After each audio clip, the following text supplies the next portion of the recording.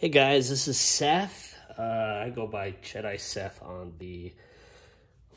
all the forums and the replica prop forum and the Facebook pages, Facebook groups.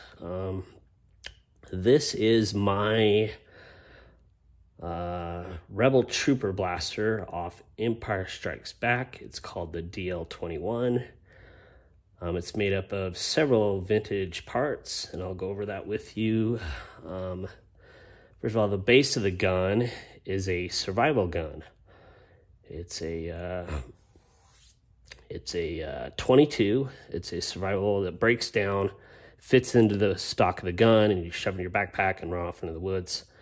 And then you can put it back together, and you have a gun. You reassemble the screw on the stock, screw on the barrel, unscrews there.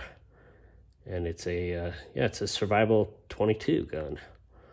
I ended up cutting the barrel down and then turning it down on my lathe so it would be able to fit that fin. And then got rid of the stock, but the rest of the gun's all there. Speaking of stock, this grip section is off a British submachine gun called a Sterling. The scope here is a real vintage single point scope. These mounts are just something I found off eBay that looked accurate. Same with the dovetail mount. I did machine a block here that looked accurate to what you see in the images. Don't know exactly how they configured that on the real prop, but just made something that looked as accurate as possible. The greeblies here are from a vintage Revel Visible V8 kit that I found on eBay. The top section here is a British mortar from World War II, and I have one right here to show you. This is it's a real British mortar. It's deactivated, won't blow up. So this fin section is a section that I take off. It's actually really hard to get that fin off. It does thread, but unfortunately they may have used some sort of cement or something, because I end up having to take a little bit of work to get that off of there. Don't have any plans to destroy this one.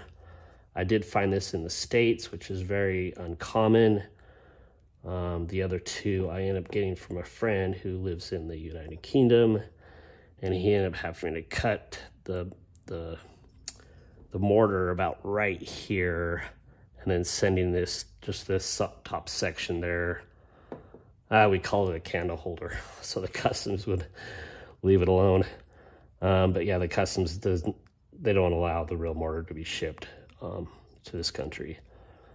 But there's the fin. I ended up having to cut the threads off. This thread's off. But cut these threads off to make it accurate on the blaster.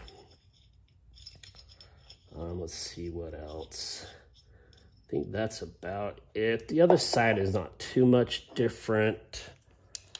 This greebly is located in a different spot there.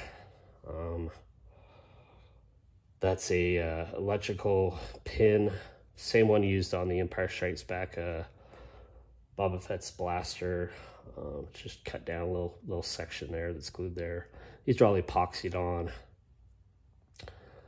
What else? That's about it, I think. It is still considered well, it's a live fire, actually. It does still function. The gun still works. This part will cock back and it will fire. So it is considered a live fire. But that is the blaster I made. I'll give you a little close-up look at it. Oh, that's too close. There you go. Yeah, that's my Empire Strikes Back DL-21. I do have a stand being made for it. You can't find a stand anywhere. You can't find them on Etsy or eBay. They make them for the Han Solo blasters, but you just can't find one for this particular blaster. So I'm having somebody local custom make me one.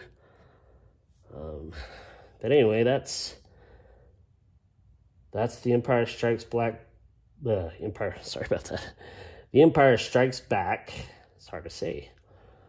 DL-21 from the Hoff scene. Thank you so much.